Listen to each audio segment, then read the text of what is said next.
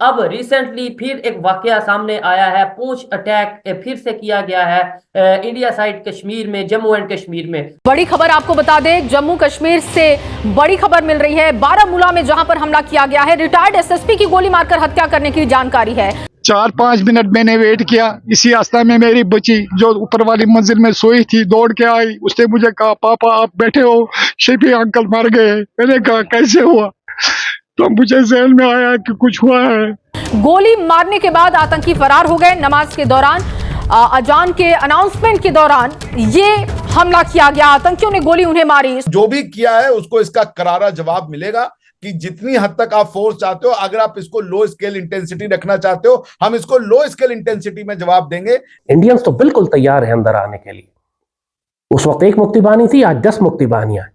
और दुश्मन उस वक्त तक नहीं आएगा जब तक पूरी तरह पाकिस्तान के अंदर बगावतें ना भड़का ले। वो जो कर रहा है उसको भी जल्दी पड़ी हुई है। भारत में इंतखाबात करीब आते ही मोदी सरकार ने आवाम को बेवकूफ बनाने के लिए कंट्रोल लाइन के करीब जाली ऑपरेशंस और पाकिस्तान मुखालिफ प्रोपेगेंडा तेज कर दिया है। मकबूजा कश्मीर के जिला पूंछ में भारतीय फौजी काफिले पर होने वाले हमले का इल्जाम भी एक बार फिर पाकिस्तान पर लगा दिया गया। एक बात याद रखिए, हम सिर्फ इंडिया वालों को ये पैगाम देना चाहते हैं, अगर सुन रहे हैं भाई साहब, हम हैं मुसलमान मुल्क, पक्का मुसलमान मुल्क। मुसलमान लड़ाई में लड़ाई से डरते नहीं है, क्योंकि अगर काफिर के खिलाफ हम लड़ गए, मर गए तो शहीद है। आप लोग अगर मर गए मुर्दार है। सर अभी तो कोई ऑपरेशन भी लॉन्च कर चुकी है इंडिया की जो फोर्स है, इंडियन गवर्नमेंट है, उन्होंने कोई ऑपरेशन लॉन्च किया है जम्मू एंड कश्मीर में।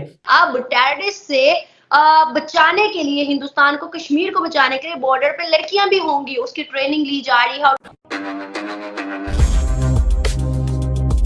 नमस्कार दोस्तों कुछ दिन पहले पूंछ अटैक के बाद फिर एक बार कश्मीर के बारामूला सेक्टर में एक और आतंकी द्वारा अटैक किया गया, जहां कश्मीर के एक रिटायर्ड पुलिस ऑफिसर को गोली मारकर हत्या कर दी गई। और दोस्तों अब पाकिस्तानी मीडिया इन सब चीज़ों को लेकर कह रहा है कि ये सब हमारे प्रधानमंत्री मोदी जी द्वारा करवाई जा रही है, ऐसा फॉल्स फ्लैग ऑपरेशन 2024 के इलेक्शन को जीतने के लिए। लेकिन दोस्तों हमें साफ दिखाई दे रहा है इस वक्त इन टेररिस्ट को घुसपैठ करवाने के लिए कश्मीर में इसके पीछे पूरी तरह से पाकिस्तानी आर्मी की हाथ है। जहाँ पहले पाकिस्तानी आर्मी ने टेररिस्ट को भारत के इन्फिल्ट्रेट करवाने के लिए उनकी सहायता की, और उसके बाद जब टेररिस्ट वापस भाग रहे थे तब पाकिस्तानी आर्मी भारत और पाकिस्तान के बॉर्डर पर आग लगा दी ताकि हमारी आर्मी के अटेंशन डाइवर्ट कर सके। लेकिन दोस्तों अब हमारी इंडियन आर्मी एक बड़ा ऑपरेशन लॉन्च कर दी है हेड हंट के नाम से, जहां पर कश्मीर के जंगलों में हमारे इंडियन आर्मी के कमांडोज डिप्लॉय कर दिए गए हैं। तो चलिए इसी पर आगे पाकिस्तानी मीडिया का रिएक्शन देखते हैं। जब वो जंग का कहते तो हम नहीं कह सकते। देखो एक बात याद रखिए, हम सिर्फ इंडिया वालों को ये पैगाम देना चाहते हैं, अगर सुन रहे हैं भाई साहब, हम हैं मुसलमान मुल्क, पक्का मुसलमान मुल्क। मुसलमान लड़ाई में लड़ाई से डरते नहीं है, क्योंकि अगर काफिर के खिलाफ हम लड़ गए, मर गए तो शहीद है। आप लोग अगर मर गए मुर्दार है। तो इस बात पे एक ज़हन में रखना कि आप लोग कभी जिंदगी में हमारे साथ नहीं लड़ सकते, क्योंकि हम शहादत के नाम पे लड़ते। और जब जो कोई शहादत के नाम पे लड़ने को लोग कोई जाते तो वो अगर आ गया वापस गाजी हो जाते, हम फिर भी इज्जत देते हैं उसको। समझ गया, अगर लड़ गया मर गया शहीद हो। 4 लड़े हो ना हमारे साथ, कोई भी नहीं लड़े।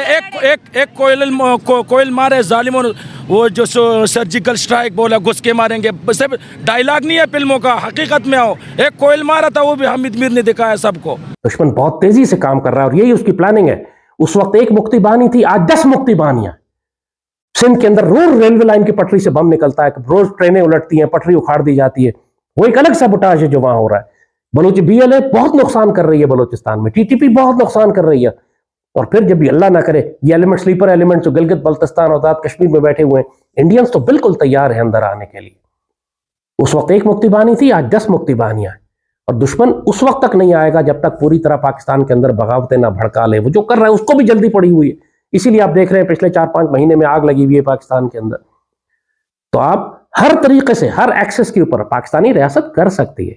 जैसे कहा, हमें जो चीज रोक रही है वो हमारा अपना खौफ है। लेकिन सर आपको नहीं लगता हर हफ्ते 10 दिन में कोई ना कोई हमें ऐसी अफसोसनाक खबर सुनने को मिलती है कि टेरर अटैक वहां पे देखने को मिलते हैं? सर कौन लोग हैं, कहां से आते हैं और क्या मकसद है इंसानियत के खिलाफ ये जो काम किया जा रहा है? देखिए, आपका क्वेश्चन जो है वो फैक्चुअल क्वेश्चन है, ये तो किसी इन्वेस्टिगेटिव एजेंसी ही बता पाएंगी कि कौन लोग हैं, क्या लोग आते हैं। लेकिन अगर सर्टेनिटी के साथ नहीं, तो एक बात तो ये कही जा सकती है कि ये जो भी लोग हैं वो भारत के तो नहीं हो सकते ना, ये क्रॉस बॉर्डर ही टेररिज्म होता है।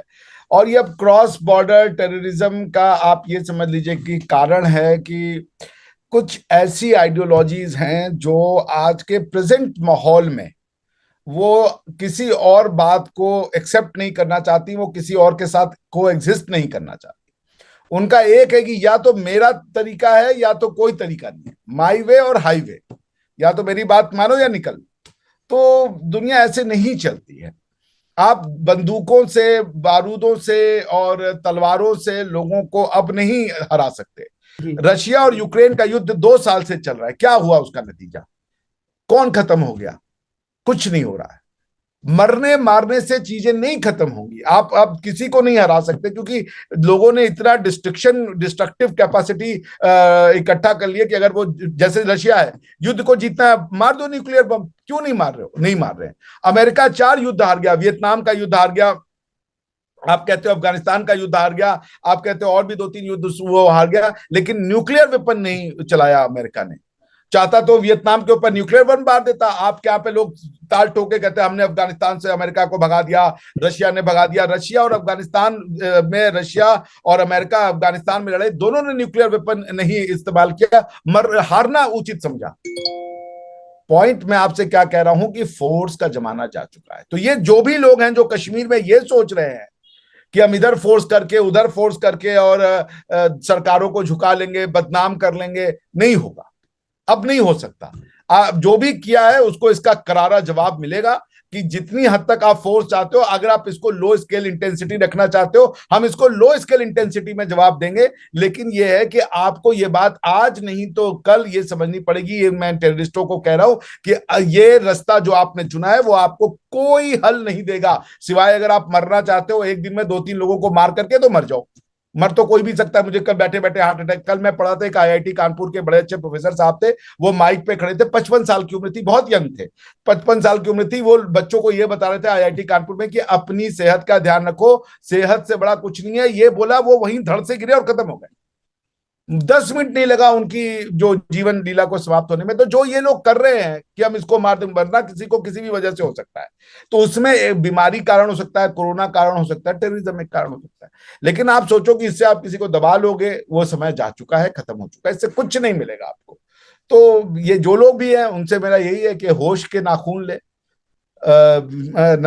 मासूम जानों को ना माने, चाहे वो फौजी हो चाहे वो नॉन फौजी हो।